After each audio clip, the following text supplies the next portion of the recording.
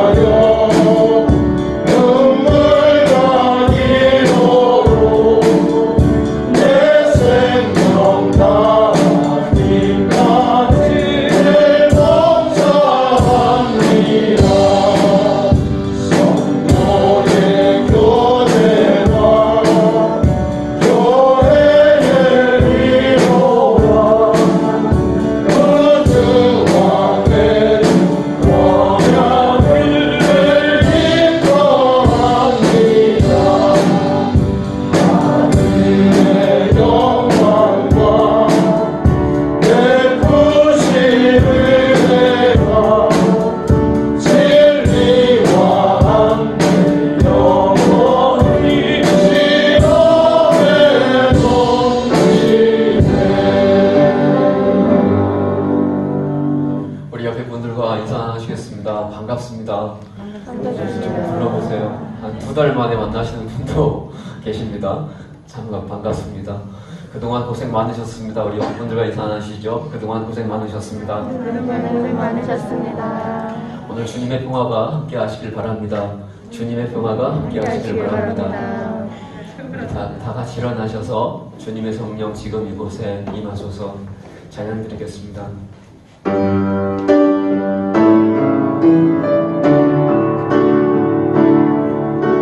주님의 성령 지금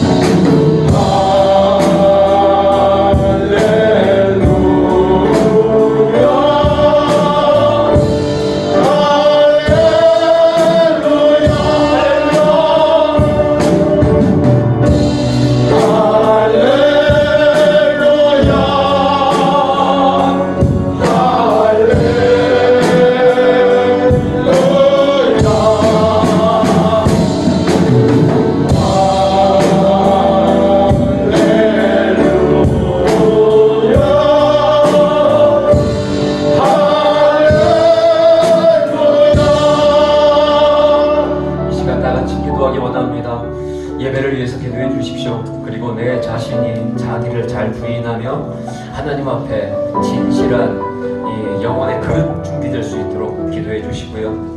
그리고 나의 가장 간절한 기도 제목을 아래시며 기도드립니다. 오늘 예배를 위해서 더 진실하게 기도해 주세요. 우리 같이 기도하시겠습니다. 하나님 감사합니다. 아버지 하나님, 부활절 세 번째 주일 예배 드립니다. 하나님, 부족한 모습, 연약한 모습, 허물 많은 모습 그대로 드립니다. 하나님, 받아주시옵소서. 그리고 주님, 고쳐주시옵소서. 채워주시옵소서. 새롭게 하여 주시옵소서. 예배합니다. 찬양합니다. 기도합니다. 주님 말씀을 귀를 기울입니다. 주님을 바라봅니다. 주님, 고쳐주세요. 온전케 하여 주세요. 하나님, 제대로 보게 하여 주시고 제대로 듣게 하여 주시고 아버지 하나님, 제대로 말할 수 있게 하여 주시며 아버지 하나님, 우리가 다시 주님 말씀대로 온전히 살 수 있는 기회를 다시 허락하여 주세요. 하나님, 이 예배 시간 주님이 주신 희망으로, 주님이 주신 생명으로, 주님이 주신 지혜와 능력으로 충만케 하여 주실 줄 믿습니다.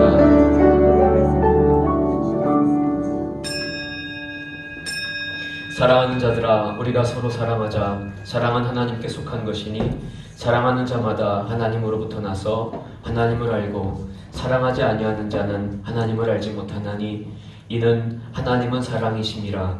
아멘. 오 주님, 이 시간 정직한 영을 우리에게 허락하여 주시옵소서. 정결한 마음을 다시 회복시켜 주시옵소서. 하나님 은혜를 깨달을 수 있는 지혜를 부어 주시옵소서. 하나님 품 안에서 평강 누리게 하여 주시옵소서. 어떤 세상의 공격도 흔들 수 없는 주님 천성과 같은 완벽한 평강으로 우리를 인도하여 주시사 그 평강의 반석 위에서 기뻐하게 하여 주시고 찬송하게 하여 주시고 말씀을 나눌 수 있게 하여 주시고 다시 사랑하기로 결단하는 이 예배 시간 되게 하여 주시옵소서. 모든 영광을 하나님 앞에 올려드립니다. 우리의 예배 가운데 임하여 주시옵소서. 예수 그리스도의 이름으로 기도드렸습니다. 아멘. 사도신경으로 신앙 고백드립니다. 나는 전능하신 아버지 하나님 천지의 창조주를 믿습니다. 나는 그의 유일하신 아들 우리 주 예수 그리스도를 믿습니다.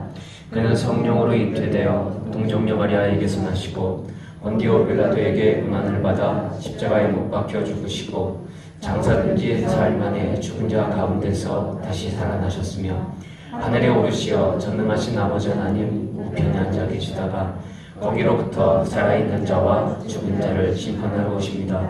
나는 성령을 믿으며 거룩한 공교회와 성도의 교제와 죄를 용서받는 것과 몸의 부활과 영생을 믿습니다. 아멘. 교동문은 87번입니다. 또 내가 새 하늘과 새 땅을 보니 처음 땅이 없어졌고 바다도 다시 있지 않더라. 또 내가 봄에 거룩한 성 새 예루살렘이 하나님께로부터 하늘에서 내려오니 그 준비한 것이 신부가 남편을 위하여 단장한 것 같더라. 내가 들으니 보좌에서 큰 음성이 나서 이르되 보라, 하나님의 장막이 사람들과 함께 있음에 하나님이 그들과 함께 계시리니 그들은 하나님의 백성이 되고 하나님은 친히 그들과 함께 계셔서 모든 눈물을 그 눈에서 닦아주시니 다시는 사망이 없고 애통하는 것이나 곡하는 것이나 아픈 것이 다시 있지 아니하리니 처음 것들이 다 지나갔으니라. 보좌에 앉으신 이가 이르시되 보라 내가 만물을 새롭게 하노라. 아멘. 십자가를 향하여 사정 찬송으로 송영드립니다.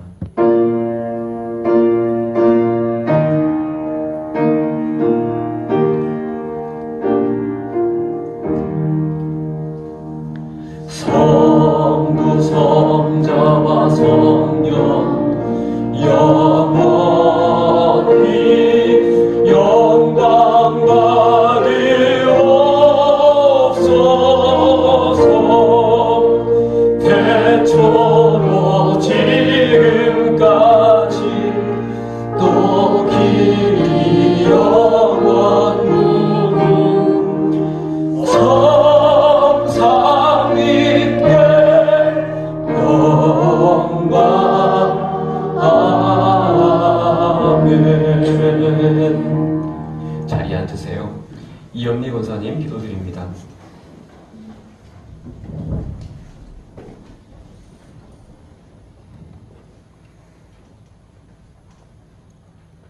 사랑의 주님, 전 세계가 코로나19로 어려움을 겪고 있는 어려운 때에 성전에 나와 예배드릴 수 있게 해주시니 감사드립니다. 일상에 사소했던 모든 것들이 감사함으로 소중함으로 느껴지는 새로운 마음을 부어주시니 감사드립니다.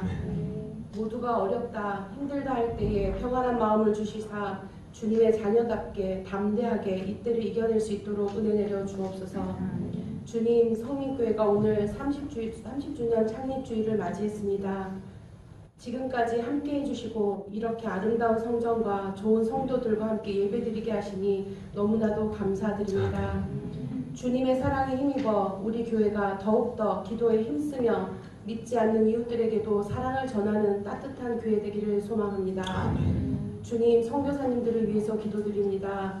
윤태종, 김서영 선교사님 인도네시아에서 선교하실 때에 성령의 충만함으로 더하여 주시고 주님을 모르는 그들에게 말씀 전할 때 주님의 마음이 생생하게 전해질 수 있는 역사의 장이 될 수 있도록 인도하여 주옵소서. 반형욱, 정진의 선교사님과도 함께 하사 선교하실 때 영육간에 강건케 하여 주옵소서. 선교사님 가족들 모두 건강하게 보호하여 주옵소서. 주님, 우리 교회 자녀들 코로나 때문에 학교에 가지 못하고 있습니다.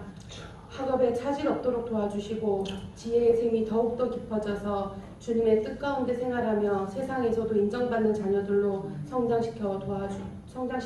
수 있도록 도와주옵소서. 아픈 자녀와 어르신들 눈동자처럼 지켜주세요. 육신의 아픔으로 인해서 신앙생활이 어려움 겪지 않도록 인도하여 주옵소서. 타지에 있는 자녀들 주님의 날개 아래에 감싸주셔서 어두운 세상에서 현혹되지 않도록 붙잡아 주옵소서. 예배드리고 싶으나 성전에 나오지 못하는 성도님들 계십니다. 삶의 현장에서 애쓰며 수고하는 성도님들 주님 위로하여 주시고 함께 예배드릴 수 있도록 어서 빨리 코로나를 물리쳐 주옵소서. 이 시간 귀한 말씀을 대합니다. 우리 모두의 마음이 옥토와 같이 부드러워져서 아멘으로 화답하게 해주시고 말씀을 준비하신 목사님께도 성령 하나님 함께 해주셔서 행복한 목회하실 수 있도록 인도해 주옵소서. 오직 주님만 의지합니다. 예배를 받아 주옵소서. 예수 그리스도의 이름으로 기도드립니다. 아멘. 찬송가 42장 하나님께 올려드립니다.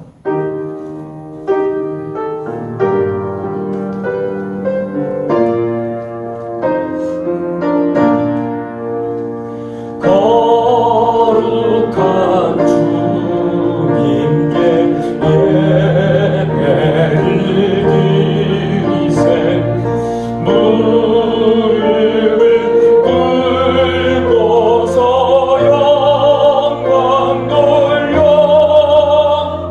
금 같은 순종과 향기로운 겸손을 주님께 바쳐서 경배하세 주 앞에 살아서 겸손히 행하면 주 너를 언제나 돌보시니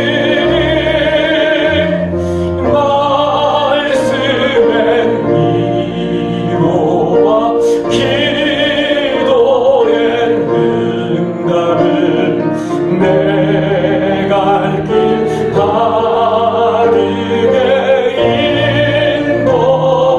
인도하리 주 앞에 설 때에 두려워 말아라 가난한 우리를 도우시니 보배로운 진리와 오묘한 사랑을 주님께 다 바칠 귀한 예물 떨면서 바치는 이 작은 예물도 주님은 귀하게 받으시니 어두운 밤 지나고 새 아침 맞으니 믿음과 소망을 늘 주시니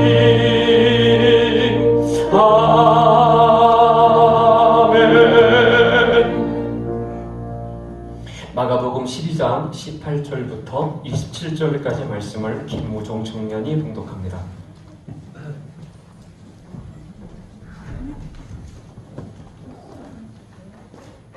부활이 없다 하는 사두개인들이 예수께 와서 물어 이르되 선생님이여 모세가 우리에게 써주기를 어떤 사람의 형이 자식이 없이 아내를 두고 죽으면 그 동생이 그 아내를 취하여 형을 위하여 상속자를 세울지니라 하였나이다. 7형제가 있었는데 마지가 아내를 취하였다가 상속자가 없이 죽고 둘째도 그 여자를 취하였다가 상속자가 없이 죽고 셋째도 그렇게 하여 7이 다 상속자가 없었고 최후의 여자도 죽었나이다. 7사람이 다 그를 아내로 취하였으니 부활 때 곧 그들이 살아날 때에 그 중에 누구의 아내가 되리이까? 예수께서 이르시되 너희가 성경도 하나님의 능력도 알지 못함으로 오해함이 아니냐. 사람이 죽은 자 가운데서 살아날 때에는 장가도 아니가고 시집도 아니가고 하늘에 있는 천사들과 같으니라.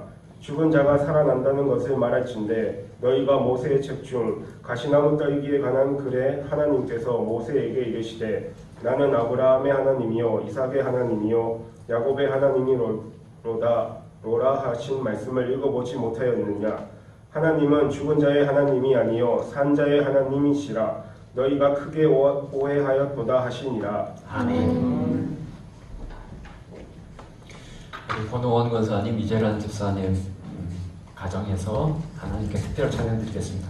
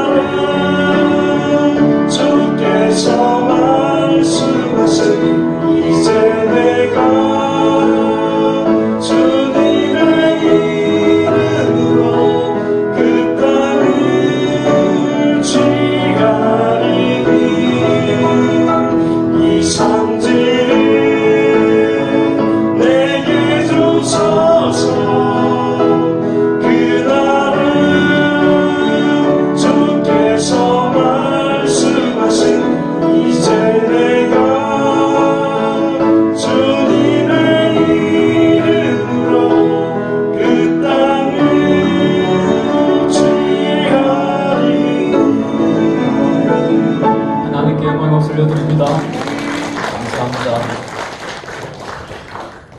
갈렙처럼 돌파하고 극복하고 승리하는 신앙 되시기를 주님의 이름으로 축복드립니다.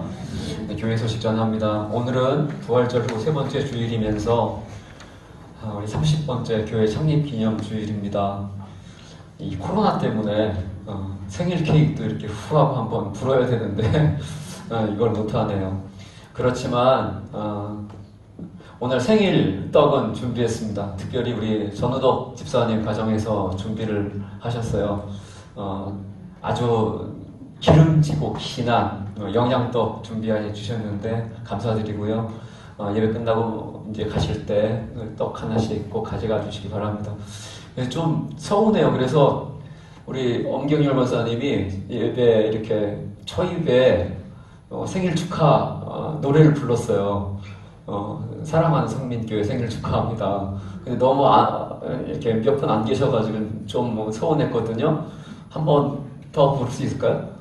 네, 우리 케이크는 없지만 30주년 교회 생일을 기념하면서 우리 한번 노래합니다. 생일 축하합니다. 생일 축하합니다. 생일 사랑하는 성민교회, 사랑하는 성민교회, 생일 축하합니다. 우리에게 성민교회를 주신 하나님께 영광을 돌려드립니다.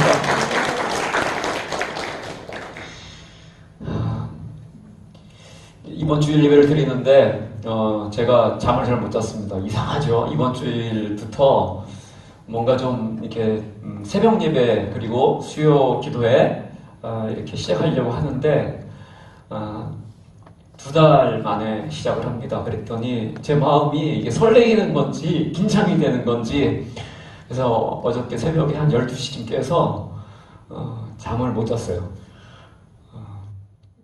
잠이 안 오더라고요.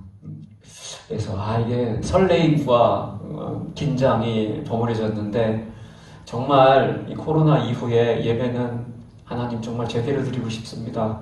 정말 잘 드리고 싶습니다라는 기도 많이 했거든요. 우리 성도님들 이번 주부터는 새벽 기도회와 수요 기도회 드리겠습니다. 그리고 금요일 새벽에는 5월 초하루 새벽 기도회 드립니다. 당분간은 안수 기도를 안 하겠습니다. 그렇지만 우리가 멈춰왔던 이 새벽 재단 그리고 수요일 기도회의 재단도 이제 다시 쌓았으면 좋겠습니다. 그리고 정말 갱신하는 마음으로 일신하는 마음으로 새로운 예배를 드렸으면 좋겠습니다. 그러나 오늘 주일 점심 식사와 그리고 오후 예배, 금요 심야 기도회, 속해 모임 또 어린 예배도 아직은 당분간 계속 중지하겠습니다. 오늘 성전 꽃꽂이는 김서준 그리고 김서은 어린이가 드렸습니다. 그리고 예배를 위해서 수고하고 헌신한 분들을 사랑하고 축복합니다. 기도드리겠습니다. 하나님, 서준이와 서은이가 하나님 앞에 꽃을 드립니다. 하나님, 이 두 아이들이 모든 것을 아시는 분이 계심을 어릴 적부터 알게 하여 주세요. 그래서 그분에게 기도할 줄 알게 하여 주세요. 그분을 의지할 줄 알게 해주세요. 모든 것을 아시고 가장 선하시고 가장 아름다우시고 복되신 분이 우리의 창조주시고 또한 우리의 아버지 되고 싶어 하신다는 사실을 어서 알게 하여 주세요.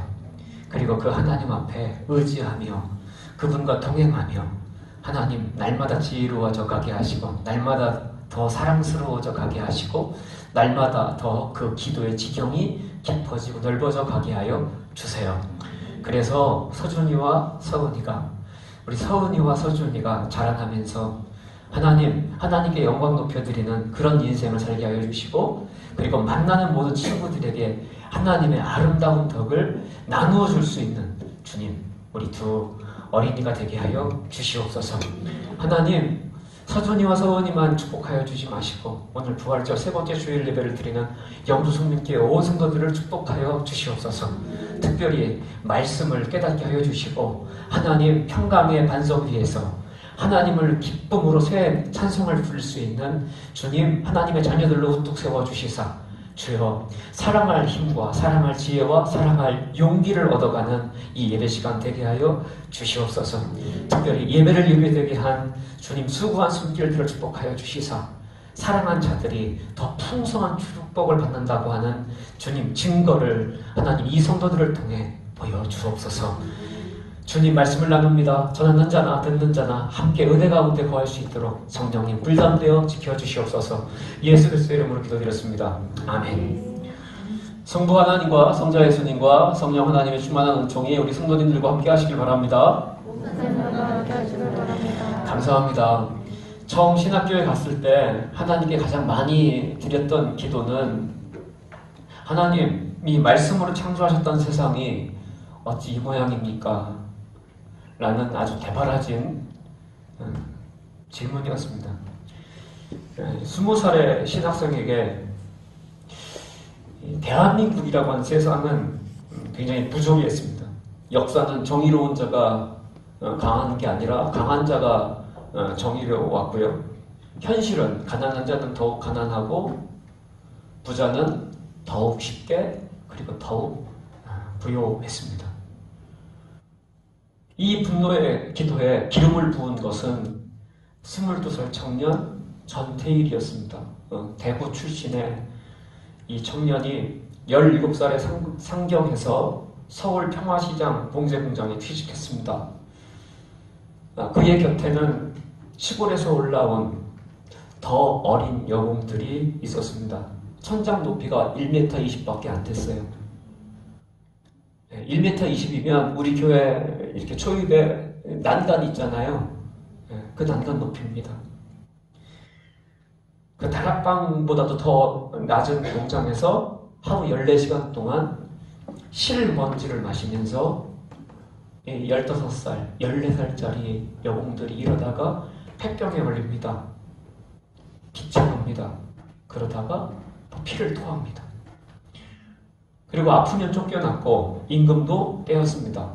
그러니까 이 전태일이 2살 많은 오빠라고 근로기준법 이제 공부해가지고 준수하라고 근로기준법에는 8시간 노동이라고 했는데 어떻게 14시간을 노동시키냐고 이제 노동청에다가 이제 신고합니다. 요구합니다. 사장님께도 고쳐달라고 아이들 다 죽는다고 임금 달라고 막 이렇게 부탁도 하고 합니다. 그러나 소용이 없었어요. 사장과 공무원과 경찰이 한통속이 되어서 오히려 그런 이 전태일과 이 여공들의 짓밟아 버립니다. 절망 속에서 이 22살 대구 출신의 청년 전태일이 이렇게 기도해요. 하나님, 나이가 어리고 배운 것은 없지만 그들도 사람입니다. 태어날 때부터 생각할 줄 알고 좋은 것을 보면 좋아할 줄 알고 즐거운 것을 보면 웃을 줄 아는 하나님이 만드신 만물의 영장, 즉 인간입니다. 보여주세요. 예. 다 같은 인간인데 어찌하여 비난자는 부한자의 노예가 되어야 합니까? 왜 비난자는 하나님께서 택하신 안식일을 지킬 권리가 없습니까? PPT 보여주세요.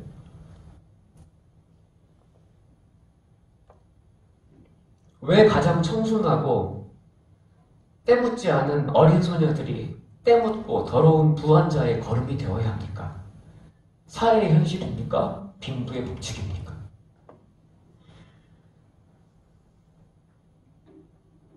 아무도 이 22살 청년의 애절한 요구에 귀를 기울이지 않았어요. 그래서 1970년 11월 13일 전태일은 자기 몸에 불을 붙여 부조리가 왕노릇한 세상에 항의합니다.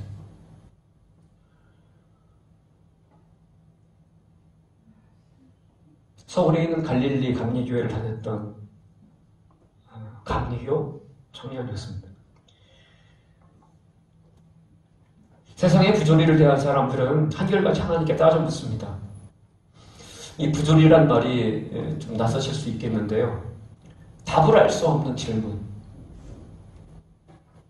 직접적인 뜻은 그렇습니다. 그런데 통상적으로 당황하게 만드는 모든 것들, 부조리입니다. 우리를 당황하게 만드는 모든 것들, 우리를 두렵게 하는, 우리를 공황에 빠뜨리는 모든 것들, 이 부조리입니다. 사실은 지난 주일에서 나눈 바리새인과 혈당의 질문도 같은 맥락입니다. 답을 할 수 없는 질문을 받게 됐을 때 사람들은 이 세상의 주인이라고 믿는 하나님께 따져 물었습니다. 그들이 묻습니다. 예수님이 성전의 주인이라니까 따져 묻는 겁니다. 바리새인은 왜 가이사에게 세금을 바쳐야 되냐고 묻습니다. 이 질문에 속뜻이 있습니다.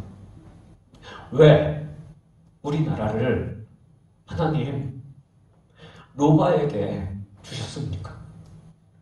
왜 이스라엘을 로마에게 빼앗기셨습니까?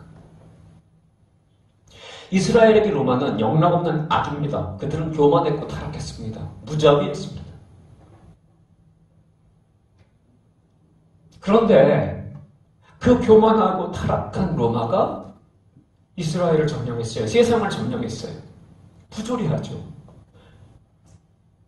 왜냐고 아무리 물어도 답이 없어요. 헤롯 땅은요, 더 나아가서 하나님이 이스라엘을 저 악독한 로마에게 내어줬으니 우리는 스스로 살 길을 찾아서 로마와 결탁하여 저들이 내어주는 권세를 누렸을 뿐입니다. 라고 얘기하는 겁니다.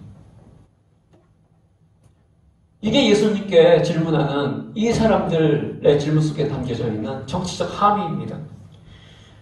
바리새인은 그나마 이 부조리를 예수님께 따져 묻기라도 하죠.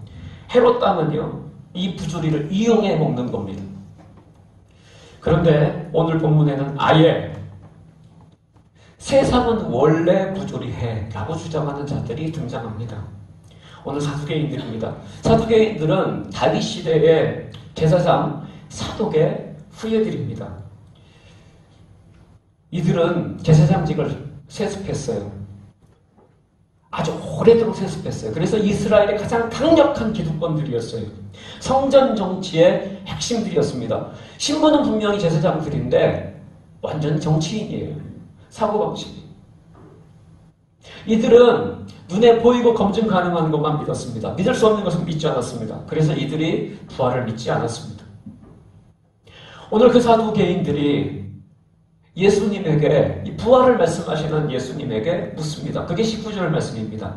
선생님이요, 모세가 우리에게 써주기를 어떤 사람의 형이 자식이 없이 아내를 두고 죽으면 그 동생이 그 아내를 취하여 형을 위하여 상속자를 세울지니라 하였나이다.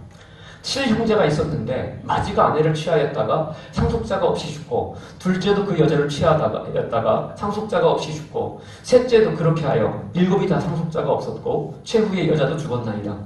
7사람이 다 그를 아내로 취하였으니 부활 때, 곧 그들이 살아날 때 그 중에 누구의 아내가 되리까? 사두개인들은 7형제가 모두 형수를 취하고도 상속자를 세우지 못했는데 부활이 있다면 이 형수가 누구의 아내가 되겠는다고 묻는 겁니다. 이 질문 굉장히 불편하고 민망한 질문입니다. 인간의 한계, 인간의 어떤 탐욕스러운 민낯을 적나라하게 보여주는 질문입니다. 형수를 그 죽은 형의 동생들이 아내로 취하는 것, 이게 생각해보시면 좀 망측한 얘기잖아요. 근데 왜 이런 제도가 있냐면 죽은 형을 대신해서 이 동생들이 그 형수를 아내로 취해 자식을 이제 이어가게 해주려고 하는 겁니다.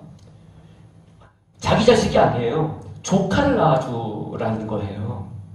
그래서 대를 이어주게 하는 거예요. 형의 대를 이어주게 하는 거예요. 왜 대를 이어주는 것이 이렇게 중요하냐면 그렇게 해서 재산을 형의 식구들에게도 물려줄 수 있도록, 그렇게 그 형도 하나님의 백성으로서 자리매김할 수 있도록 그렇게 자리매김을 하는 겁니다. 그러니까 이 형수를 이렇게 자기 아내로 동생들이 취하게 만든 이 제도는 어떻게 보면 굉장한 복지제도입니다. 그리고 어떻게 보면 하나님의 백성으로서 이 떨어지는 자가 없도록 하는 아주 세심한 제도이죠. 그런데 이 동생들이 어떻게 됐다고요? 이 형수를 아내로만 취하고 상속자는 세워주지 않았어요. 자식은 낳게 하지 않았어요. 시쳇말로, 자, 강단에서 이런 표현 써서 좀 죄송하지만 적나라한 질문에 적나라한 설명을 드리겠습니다. 형수를 이용해 먹기만 하고 상속자는 안 세워줬으니 뭐가 아까워서요? 재산 물려주는 게 아까워서. 이게 동생들 맞습니까? 피도 눈물도 없는 형제지간인데도 냉혹한 인간의 민낯, 인간의 탐욕의 민낯을 보여주는 거죠. 이 사두개인들이 말하는 겁니다. 만약에 부활이 있다면 현실이 이럴진데, 인간의 현실이 이럴진데 세상만 부조리한 게 아니라 인간의 본성 자체가 이렇게 부조리하지 않냐 이겁니다. 근데 부활이 있다면 얼마나 더 민망하냐는 거예요. 그 죽은 큰형을 만난 거예요. 남은 6 동생들이. 그러면 그 6 동생들이 형한테 뭐라고 얘기를 해요? 원수지간이 될 거 아닙니까? 부활이 있어서 더. 사두개인들은 그래서 뭐냐면 부활은 필요 없다라는 거예요. 부활은 인생의 문제를 풀 수 있는 답이 아니라는 거예요. 예수님은 분명히 부활을 죽음의 인생의 문제를 풀어내는 완전한 해답으로 소개하셨잖아요. 하나님의 대답으로요. 근데 사두개인은 아니라는 거예요. 부활이 답이 될 수 없다. 자, 사두개인의 머릿속으로 좀 들어가셔야 돼요. 만약 부활이 없으면 심판도 없어요. 천국도 없으니까요. 그냥 죽으면 그만인 세상인 거예요. 그래서 사두개인들이 부활을 안 믿고요. 그냥 이 세상에서 잘 먹고 잘 사는 것이 전부인 거예요. 이 사람들은 그렇게 생각했어요. 그래서 이 사람들은 제사장이면서도 정치했어요. 지금 당장 내게 얻을 수 있는 유익, 내가 지금 당장 얻을 수 있는 기득권, 오직 그것만이 관심인 사람들이에요.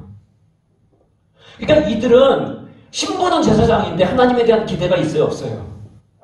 없어요. 하나님에 대한 경외가 있을까요, 없을까요? 없어요. 그러니까 예수님께 이렇게 정말 노골적이고 적나라한 질문을 하는 겁니다. 저는 주먹질하듯 이 질문을 하는 것처럼 느껴져요. 그런데 예수님이 이들의 질문을 듣고 이렇게 대답하세요. 24절, 25절 말씀이죠. 같이 읽어보실까요? 시작. 예수께서 이르시되 너희가 성경도 하나님의 능력도 알지 못함으로 오해함이 아니냐.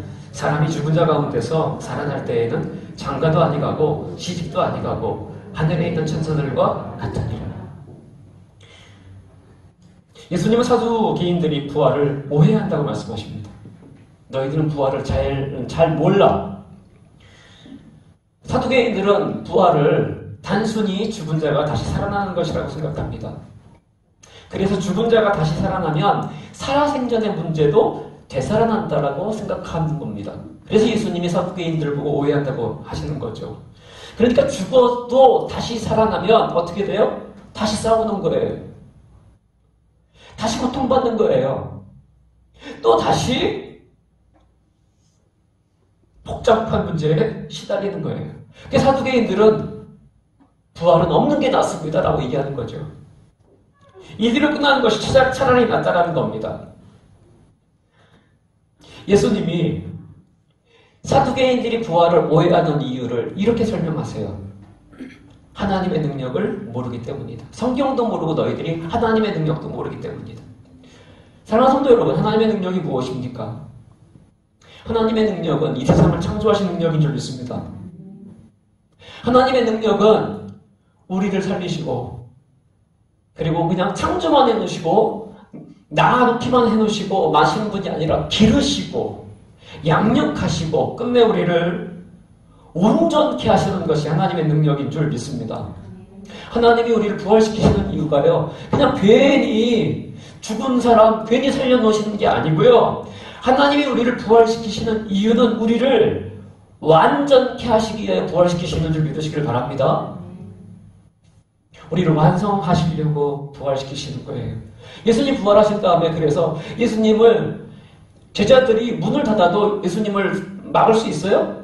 부활하신 예수님은요, 어떤 것도 통과하세요.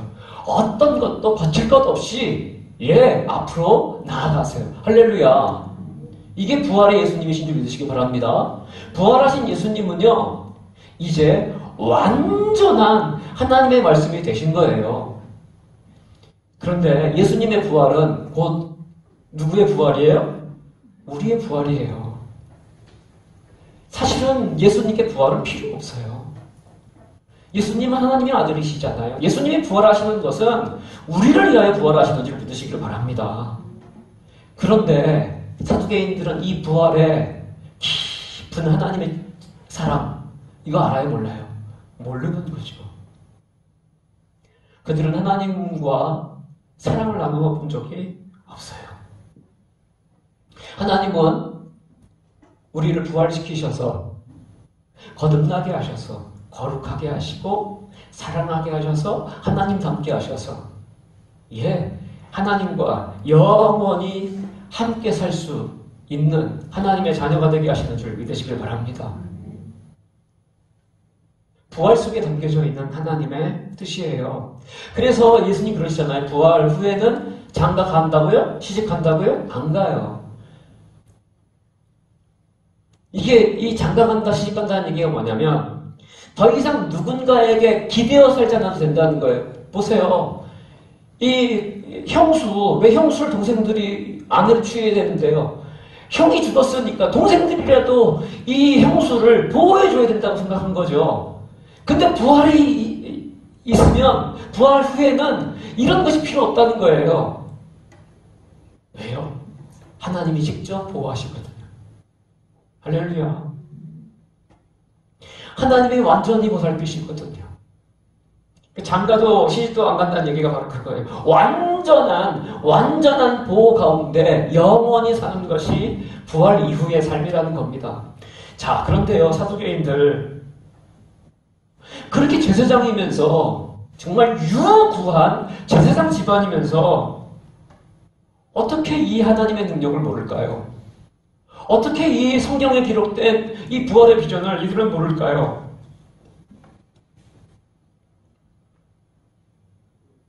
아까도 말씀드렸지만 그들은 그냥 이대로가 좋았던 거예요. 지금 이 부조리한 세상에서 누리는 권력, 기득권 만족했던 거예요. 더 바랄 게 없어요. 예수님이 오시면 돼요, 안 돼요? 이 사두개인 입장에서 안 돼요, 안 반가워요. 그냥 지금 이대로가 좋아요. 아마 그들이 입으로 하나님의 이름을 들먹였는지 모르겠지만 그들은 진심으로 하나님을 믿지 않았습니다. 그들이 부활을 믿지 않는 이유가 있습니다. 부활이 필요 없거든요. 그들은 믿고 싶은 대로 하나님을 믿었어요. 우리 신앙도 혹시 이 사두개인 신앙을 닮지 않나요? 내가 믿고 싶은 대로 믿는 하나님, 내가 두려운 만큼만 믿는 하나님, 내가 이해할 만큼만 믿는 하나님, 내 욕심대로만 믿는 하나님, 내게 좋은 일 생기면 하나님 계시고 그렇지 않으면 하나님 안 계시고 내 뜻대로 되면 하나님 나 사랑하시고 내 뜻대로 안 되면 하나님 나 사랑하지 않으시나. 실패해 실망하고 부정하며 온갖 편견 속에 하나님을 내 경험, 내 한계로 제한하고 있지는 않으세요? 하나님을 믿는다면서도 한사코 내 경험, 내 심정, 내 감정 있지는 않으세요? 이게 사두개인들의 부활이 없는 신앙의 전형적인 특징입니다. 여기에 대해서 예수님이 분명히 말씀하십니다. 그게 27절입니다. 하나님은 죽은 자의 하나님이 아니요 누구의 하나님이시라? 산자의 하나님이시라. 그러면서 26절 말씀으로 예수님은 더 구체적으로 말씀하세요. 죽은 자가 살아난다는 것을 말할진대 너희가 모세의 책 중 가신 나무 떨기에 관한 글에 하나님께서 모세에게 이르시되 나는 아브라함의 하나님이요 이삭의 하나님이요 야곱의 하나님이로라 하신 말씀을 읽어보지 못하였느니. 하나님은 아브라함에겐 아브라함의 하나님이셨고요, 이삭에겐 이삭의 하나님이셨고요, 야곱에겐 야곱의 하나님이셨습니다. 하나님은 산자의 하나님이셨어요. 어떻게 하나님의 산자의 하나님이세요? 하나님은요 진짜 부지런하세요. 하나님은 살아 움직이시는 분이세요. 하나님은 보좌에 앉으셔서 명령만 하시는 분이 아니세요. 하나님은 살아 움직이셔서 살아있는 자와 함께 하시고 동행하시고 인도하시고 부조리한 세상 속에서 시달리는 우리와 함께 당하시고 함께 주저앉으시고 함께 슬퍼하시고 함께 우시는 하나님이신 줄 믿으시기 바랍니다. 그래서 하나님은 산자의 하나님이세요. 하나님은 비를 맞는 사람에게 하늘에서 옛다 하고 우산 내려주시는 그런 분이 아니세요. 하나님은 해결사가 아니세요. 하나님은 부조리한 세상 속에서 답을 찾을 수 없는 질문을 맞닥뜨리고 당황해야 하는 당신의 사람을 보시고 가만히 같은 방향을 보고 함께 앉아 주시는 분이세요.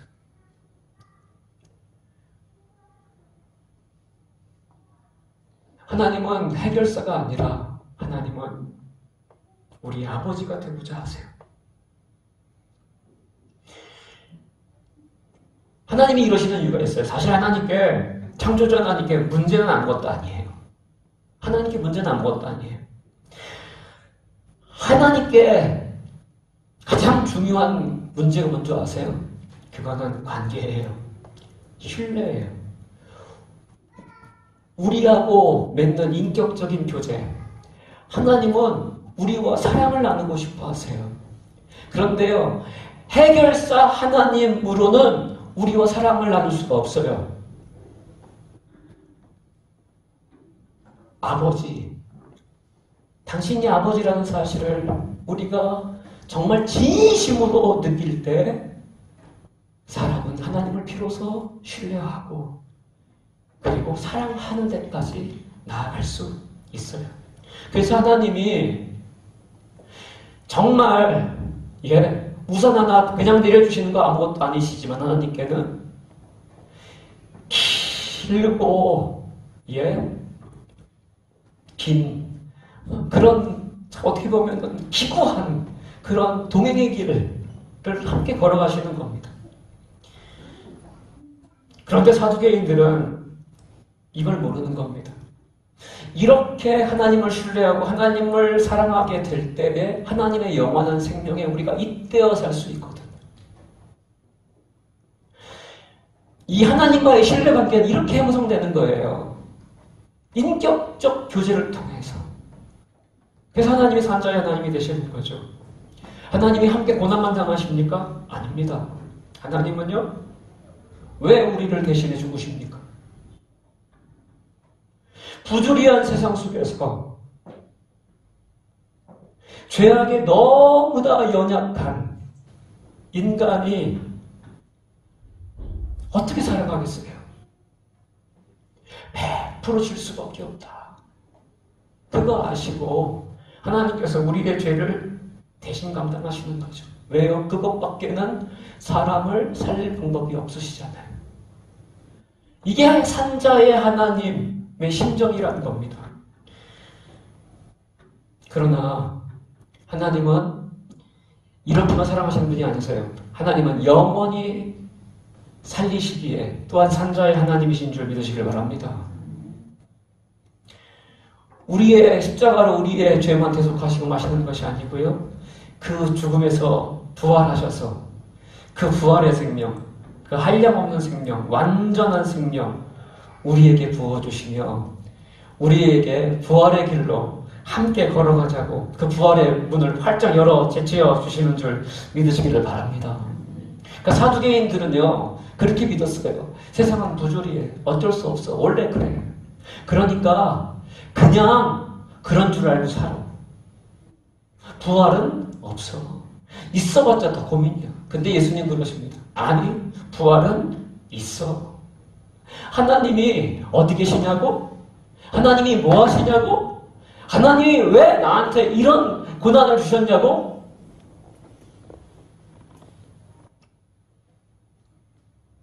부활이 있어.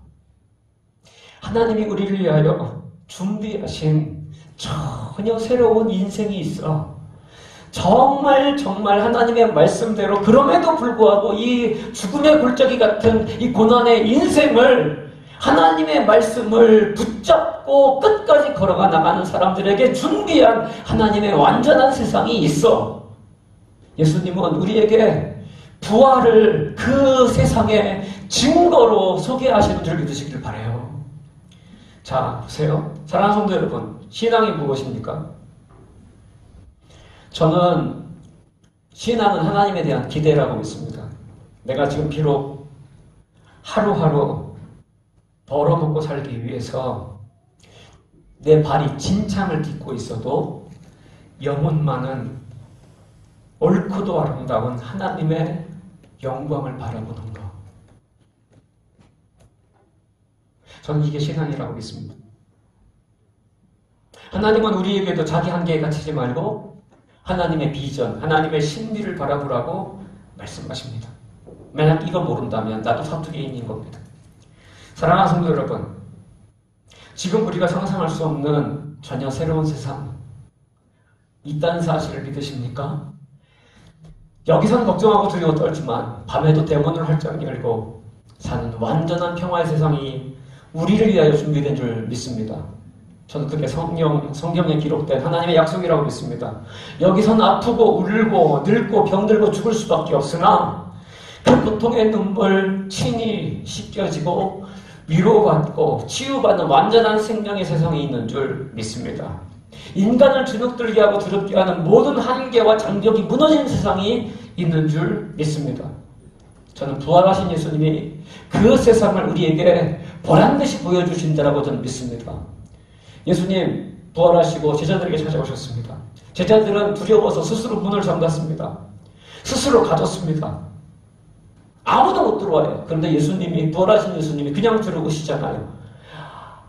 어떤 닫힌 문도, 어떤 막은 문도 예수님, 부활하신 예수님을 막을 수가 없었어요. 그 문을 통과하고 들어오셔서 예수님이 말씀하셨어요. 제자들에게 평안하뇨? 라고 물었잖아요. 죽음을 이기신 예수님이 평안하뇨라고 인사하셨어요. 이건 마치 이거예요. 태초에 빛이 있으라 하니 빛이 생겼다라고 하는 창세기의 말씀이 그대로 이루어진 거예요. 예수님이 평안하라. 그러면 평안하게 되는 줄 믿으시길 바랍니다. 부활하신 예수님은 그렇게 우리에게 찾아오시는 거예요. 그러면서 어떤 한계에도 갇히지 말라는 거예요. 스스로 문을 걸어 잠그고 겁먹은 제자들에게 평강을 선포하시면서 내가 평강하라고 얘기하면 너희는 평강할 수 있어. 빛이 있으라 하면 빛이 있었던 것 같이 이제 부활 이후의 세상에서는 어떤 한계에도 갇히지 않고 어떤 절망과 분열의 이런 차별, 편견에도 갇혀있지 않고 그 모든 장벽들을 뛰어넘을 수 있어요. 누구처럼요? 나처럼요. 이제 막 벗어나고 있지만 온 나라가 코로나 바이러스 때문에 다 격리되었어요. 지금도 우리는 지금 마스크를 쓰고 예배를 드리고 있어요. 이 코로나 바이러스가 우리의 연약함, 우리의 부족함, 정말 적나라하게 인간 존재의 부조리함을, 우리 인간의 한계를 여실하게 고발하고 있어요. 반복하고 있고 강조하고 있어요. 그러니까 저희가 서로에게 다가오는 것을 저희가 경계하게 된 거 아닙니까? 희망이 있나요? 희망이 있나요? 우리 이거 이길 수 있을까요? 이 질병본부에서 그렇게 얘기하더군요. 이제 코로나 이전의 세상은 없을 겁니다. 저는 그 기사를 검색하는 참, 이게 쿵 하고 한번 떨어지더라고요, 가슴이.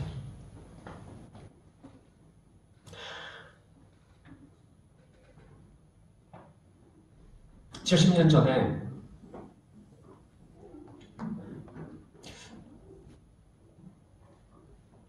충청도 아산에서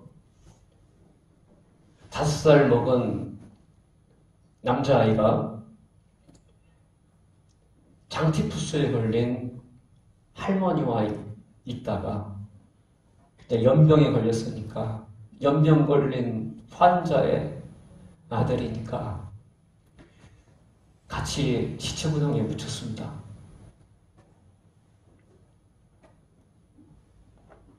분명히 병 걸렸을 것이다. 아이 또 홀로 두면 뭐 하겠나. 이 전쟁통에 죽겠지.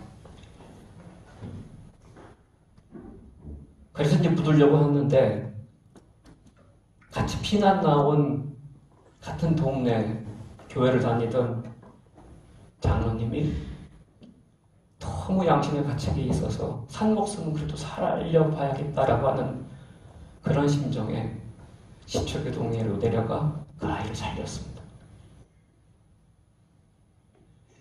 인간적인 판단으로는 그 5살짜리 전쟁고아는 죽을 거다.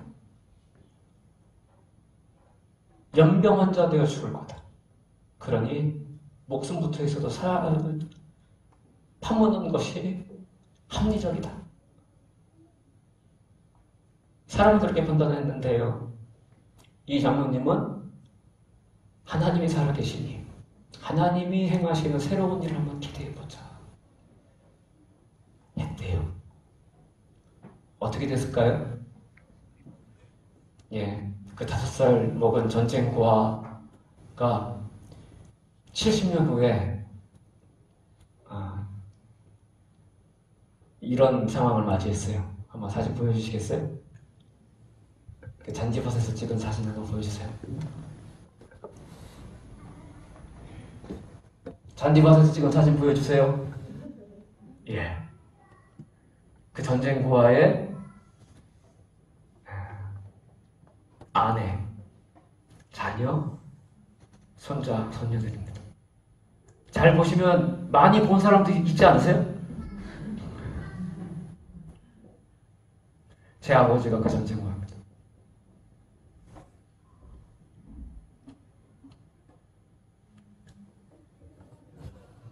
시체구덩이에 빠졌던 억지로 너는 죽어라 라고 명령받았던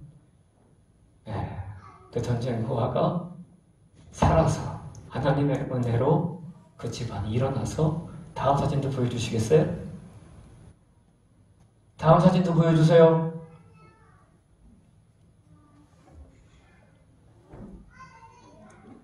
하늘을 향해 저렇게 점프합니다. 오늘 우리 교회 30번째 생일입니다.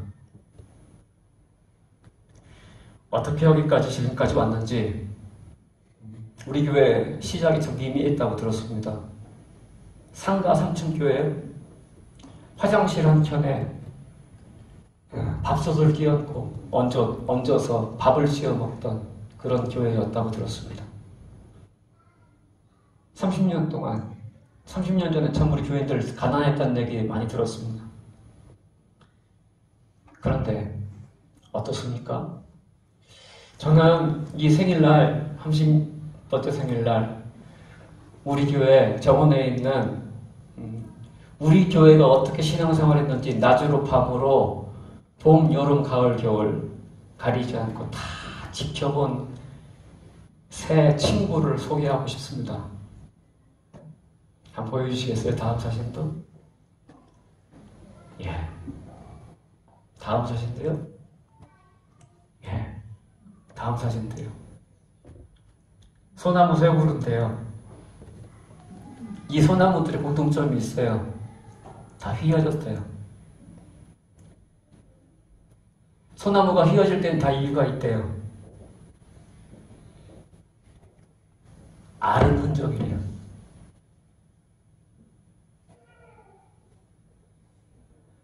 심하게 앓다가 죽을 만큼 앓다가 그걸 이겨내면 저렇게 한 번씩 휘어져서 굽는데요. 저는 저 소나무 새 그루가 우리 교회 역사 같아요. 교회라고 완전한가요? 교회라고 무조건 행복하기만 했나요? 30년 돌아보면 예, 다 하나님의 은혜였지만 우리 감사하기만 했나요? 다시 한번 손 한번 들어 보여주시겠어요? 알았어요. 30년 동안 쉼없이 알았어요. 버텼어요. 견뎠어요. 우리 민족은 아리랑을 불러요. 아리랑, 아라리요. 나를 버리고 가시는 님은 심리도 못 가서 발병난다. 되게 슬픈 가사예요. 그런데 슬픈데 그 노래를 부르면 이상하게 후련해져요.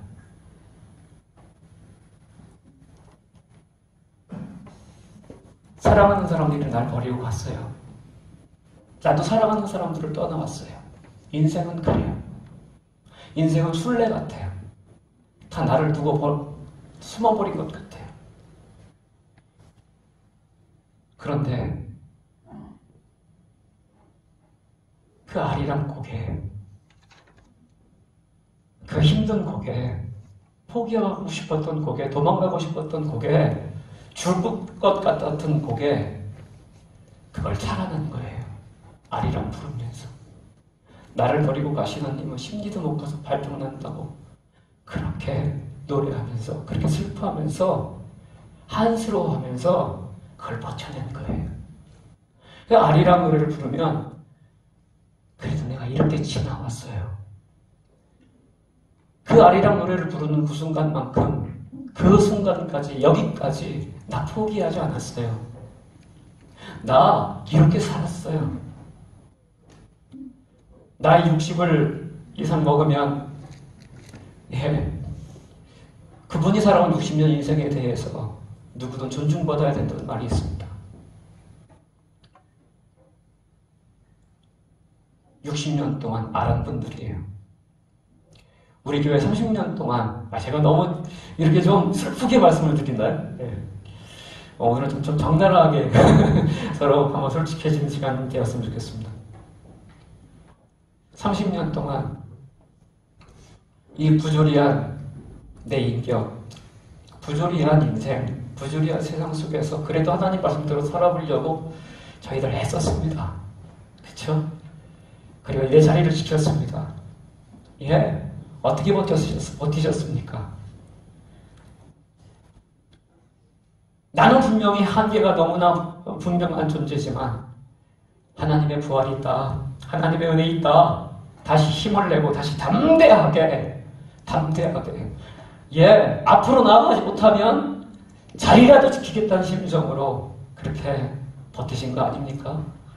사랑하는 성도 여러분, 그래서 오늘 30번째 교회 창립기념주일 예배를 드리는 이 순간 우리 모두가 휘어졌으나 보십시오. 저게 너무 똑바르면 멋이 저는 없었을 거라고 생각해요. 휘어졌기 때문에 더 아름다운 줄 믿습니다.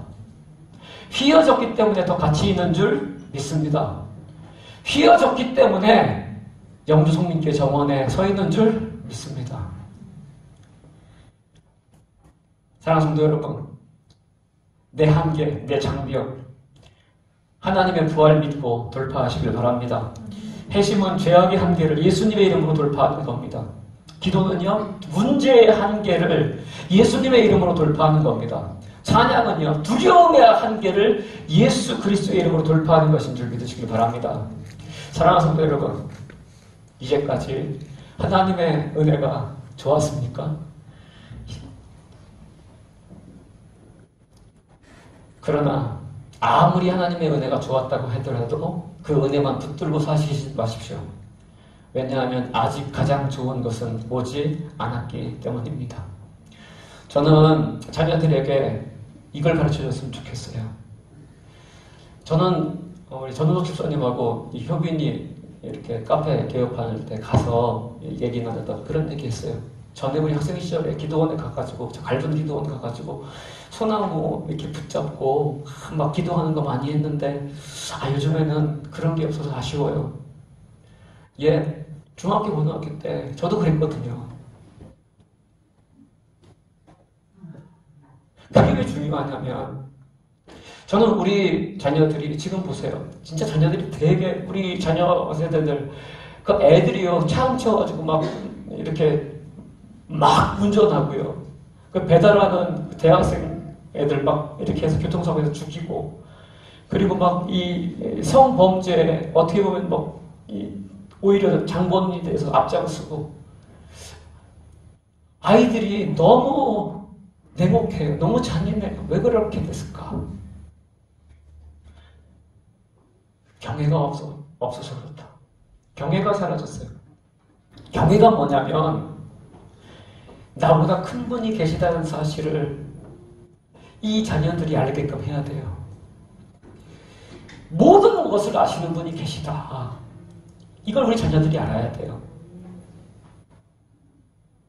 이걸 모르면 내가 다 안다고 생각하면 사두개인처럼 이 세상이 내가 알고 있는 세상이 전부다라고 생각하면 이 세상에 뭐 새로운 것이 있어라고 생각하기 시작하면 우리 자녀들은요 몸집은 얼마나 큽니까? 부모님들도 다 키 크고 더 공부도 많이 했지 않습니까? 그런데 이 경외가 없으면 얘들 괴물돼요.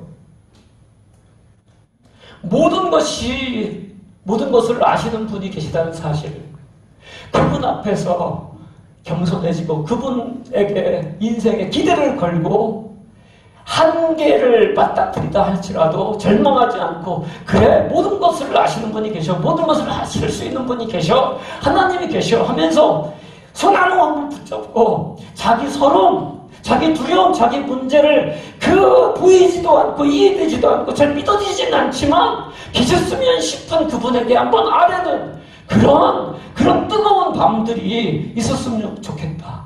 어렴풋하나마 하나님의 존재를 이 가슴 속에 손톱만큼이라도 씨앗만큼이라도 가지고 있다면 그들의 인생이 달라질 거라는 겁니다. 저는 우리 자녀들이 그래요. 지금 내가 당하고 있는 이 현실이 전부가 아닌 줄 믿습니다. 라고 믿길 바라요. 아직 가장 좋은 것은 오지 않았어요. 하나님이 나에게 아직 주시지 않으셨어요. 라고 믿고 기도할 줄 아는 우리 자녀들이 되기를 바라요. 경외할 줄 아는 자녀들, 이 경외를 가르쳐 주시길 바랍니다. 사랑하는 성도 여러분, 먼저 이 한계에 갇히지 마세요. 먼저 이 한계를 부활의 예수님 의지하여서 극복하시기를 바랍니다. 회심하시고 기도하시고 찬양하시기를 바랍니다. 그래서 우리 자녀들이 가장 좋은 것을 받게 하시기를 바랍니다. 시냇가에 심은 나무와 같은 복의 근원 되게 하시기를 주님의 이름으로 축원을 드립니다. 우리 다 같이 일어나셔서요. 주님 나를 봐두옵소서 찬양 부르시며 예물 복원 드립니다.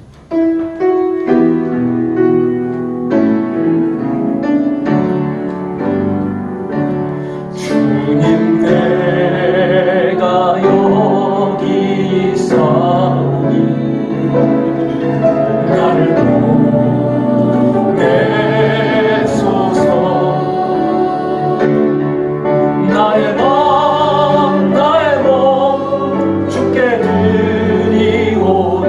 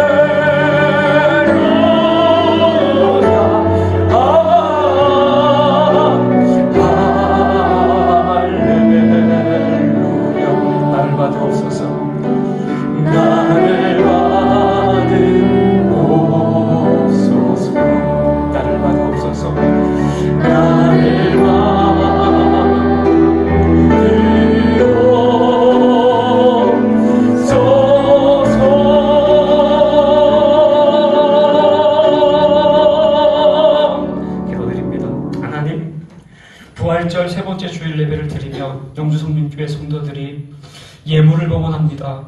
감사 예물을 드립니다. 월인연금을 드립니다. 선교연금을 드립니다. 주일원금을 드립니다. 11조원금을 드립니다. 하나님,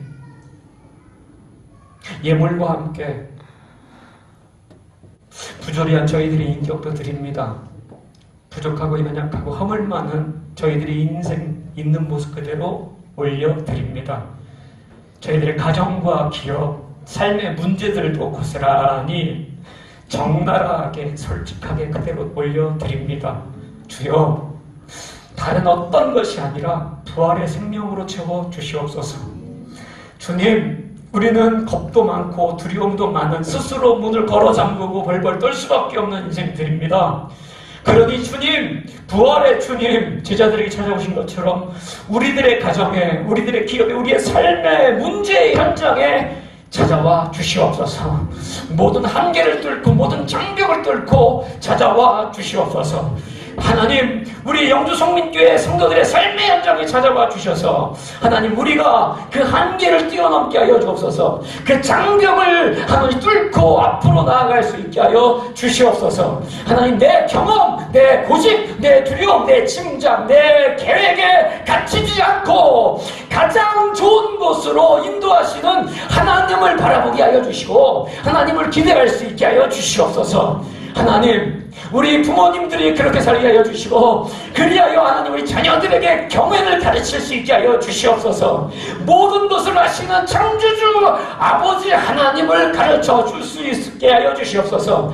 계승하게 하여 주시옵소서. 그래서 우리 영주성민교회가 성대가 예배드리는 모든 가정들이 되게 하여 주시옵소서. 우리 영주성민교회 성도들이 서 있는 자리마다 아버지 하나님, 이 부활의 예수님으로 함께 승리하게 하며 함께 성공하며 극복하게 하는 하나님의 생명의 역사가 일어나게 하여 주시옵소서. 오 주님, 삶의 현장으로 나아갑니다. 성령님 동행하여 주시옵소서. 이제는 우리를 죽기까지 사랑하여 주신 예수 그리스도의 사랑하심과 독생자 아들도 아끼지 아니하시는 아버지 하나님의 지극하신 사랑하심과 성령님 함께 하시고 동행하시고 인도하시며 이기게 하시며 이루게 하시는 은혜가 이제부터 영원토록 우리 영주성민교회 성도들의 삶의 현장과 금머리 위에 함께 하시기를 축원하옵나이다.